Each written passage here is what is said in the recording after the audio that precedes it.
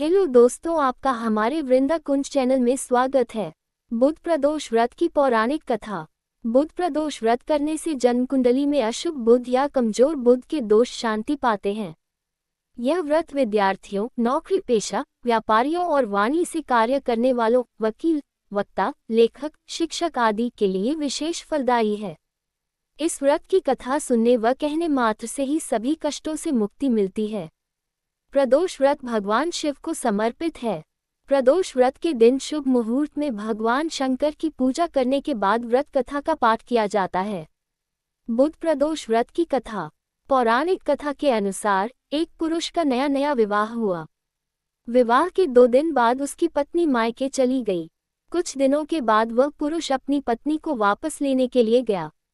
बुधवार को जब वह पत्नी को लेकर लौटने लगा तब ससुराल पक्ष ने उसे रोकने की कोशिश की। कहा विदाई के लिए बुधवार शुभ नहीं होता, लेकिन वह नहीं माता और पत्नी के साथ बैलगाड़ी में चल पड़ा। विवश होकर सास ससुर ने अपने जमाई और पुत्री को भारी मन से विदा किया। नगर के बाहर पहुंचने पर पत्नी को प्यास लगी। पुरुष लोटा लेकर पानी की तलाश में चल पड़ा। पत्नी एक पेड़ के नीचे बैठ गई।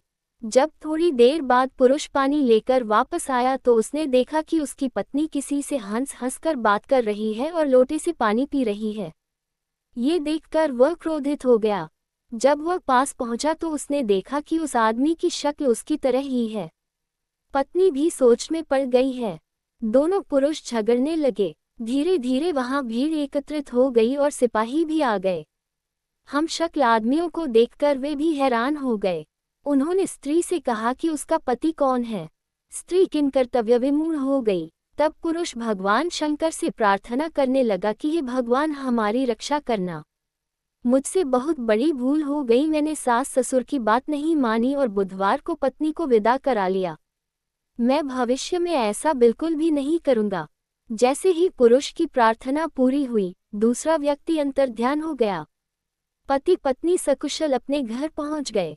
उसके बाद पति पत्नी ने नियमपूर्वक बुध प्रदोष व्रत करने लगे।